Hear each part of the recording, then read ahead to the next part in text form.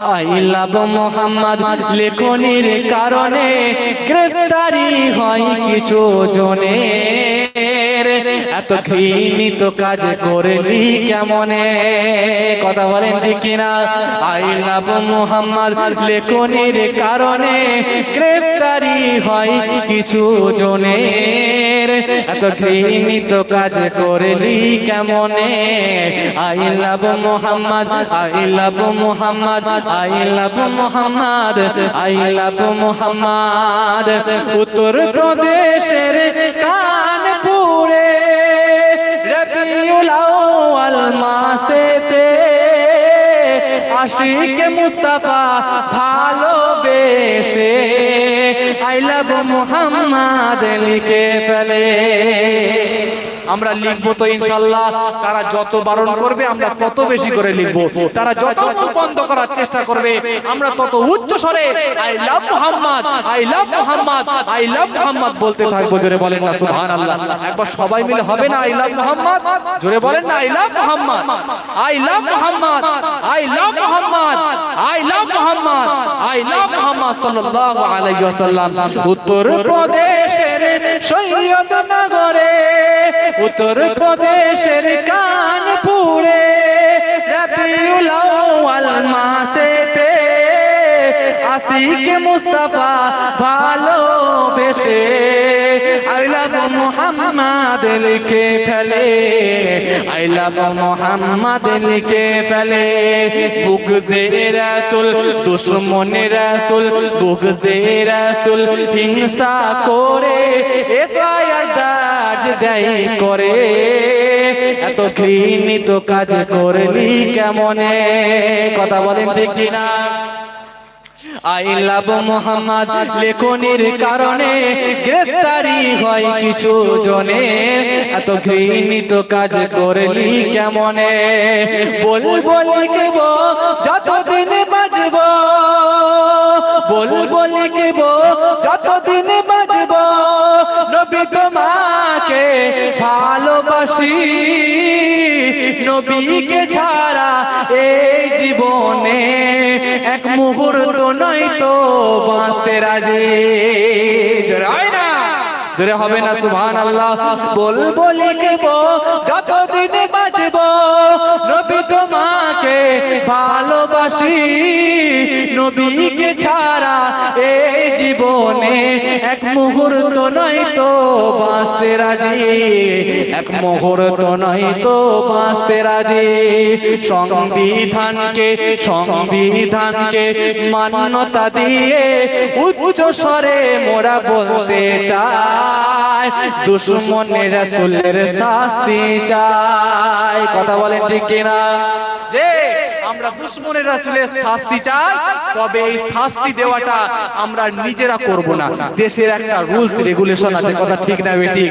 দেশের একটা কনস্টিটিউশন আছে, দেশের একটা রুলস রেগুলেশন মেইনটেইন করে দেশ যেটা সংবিধান যেটা পারমিট করবে, দেশ যেটা আইনের মাধ্যমে তাদের ব্যবস্থা নেওয়ার দরকার আছে না নাই? জোরে বলেন।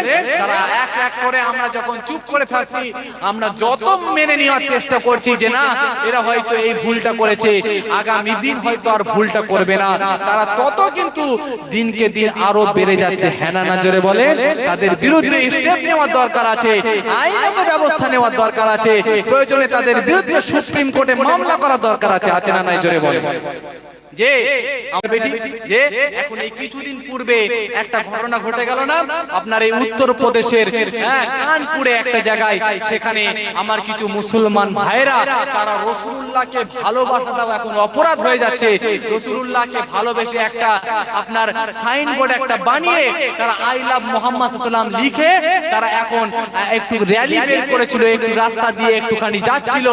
এটা দেখে কিছু মানুষেরা তাদের নামে এফআইআর করে দিয়েছে।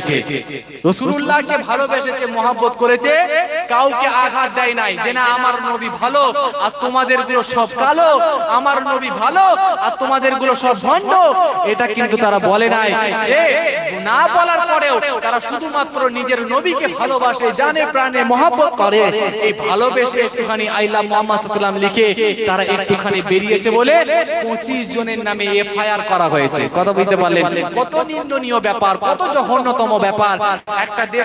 একটা দেশের একটা গণতন্ত্র আছে, একটা সংবিধান আছে, একটা কনস্টিটিউশন আছে, তারপরেও কিছু এক ধরনের যারা অসাধু ব্যক্তি আছে, কারো নাম আমি ইন্ডিকেট করে বলবো না, কিছু মানুষ আছে অসাধু ব্যক্তি, তারা জঘন্য একটা হীন মানবিকতার মানুষ হয়ে গেছে।